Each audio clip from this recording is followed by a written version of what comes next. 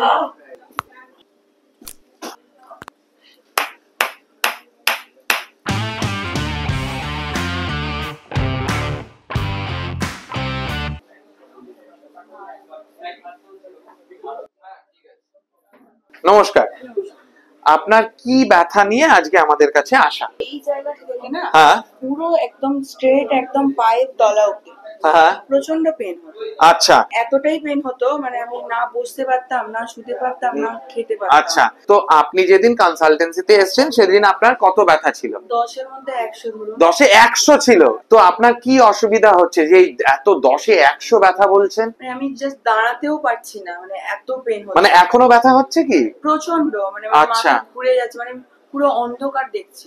আপনি কি home maker না আপনি অফিস গোয়িং বা কিছু কাজ করেন? আমি সরকারি চাকরি করি, প্লাস আমার বিজনেস আছে। আচ্ছা মা, এটা কি করে হলো আর কবে থেকে হয়েছে?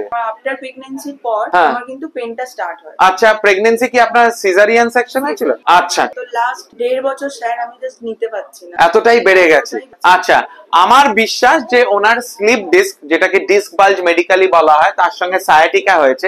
একটা এমআরআই দেখে নেব, তাহলেই বুঝতে পারবো যে অ্যাকচুয়ালি আমাদের যেটা হাইপোথেসিস সেটা আদৌ সত্য কি মিথ্যা। এই এমআরআই বোঝা যাচ্ছে যে ওনার L4 L5 এর দিকে অনেকটা বড় একটা স্লিপ ডিস্ক হয়েছে। ওনার L5S1 এও কিন্তু একটা ডিস্ক বাল্জ আছে।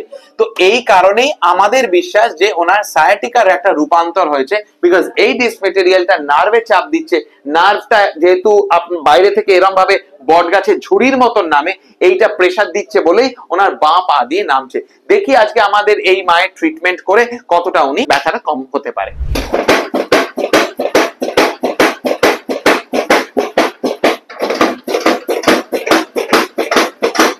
ঢিলা ছাড়ুন মা, লুজ রাখুন, কুনুইটা ধরবেন, নিজের পাটা হালকা ছেড়ে দিন, সোজা তাকান, লুজ রাখুন শরীরটাকে, মা ছেড়ে দিন। একটা কথা শিরোধার্য ভাবে মনে রাখবেন, আমি ওনাকেই বলছি এবং আপনাদেরও বলছি, যাদের সায়াটিকা আছে, যদি অ্যাকিউট কন্ডিশন থাকে, দাঁড়াতে পাচ্ছেন না, দাঁড়ালেই ব্যথা হুড়ুর করে নেমে যাচ্ছে, সামনে দিকে ঝুঁকবেন না, না না।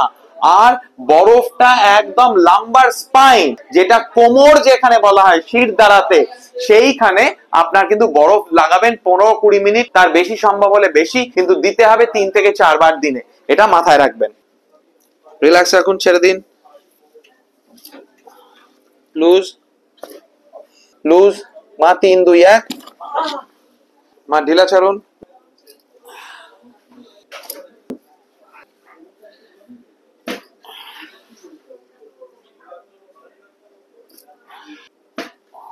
লুজ রাখুন পা।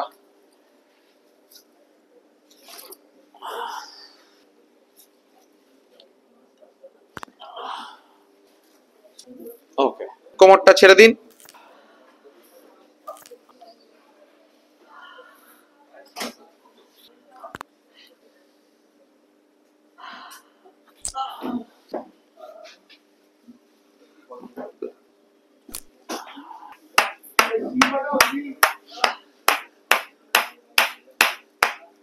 আস্তে আস্তে।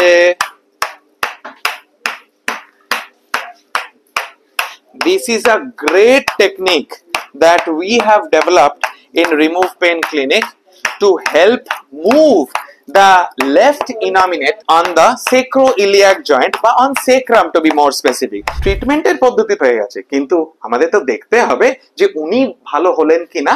তো আমরা যেটা করি, টেস্ট, ট্রিট, রিটেস্ট। এখন রিটেস্টের পালা। উনাকে সামনে ঝুঁকিয়ে দুটোবার দেখে নেব ওনার কোনো কিছু সায়াটিকাতে টান পড়ছে কিনা। সামনের দিকে ঝুঁকে দেখে নেবেন দুবার, হাঁটু সোজা রেখে। আরেকবার হাঁটু সোজা রাখবেন।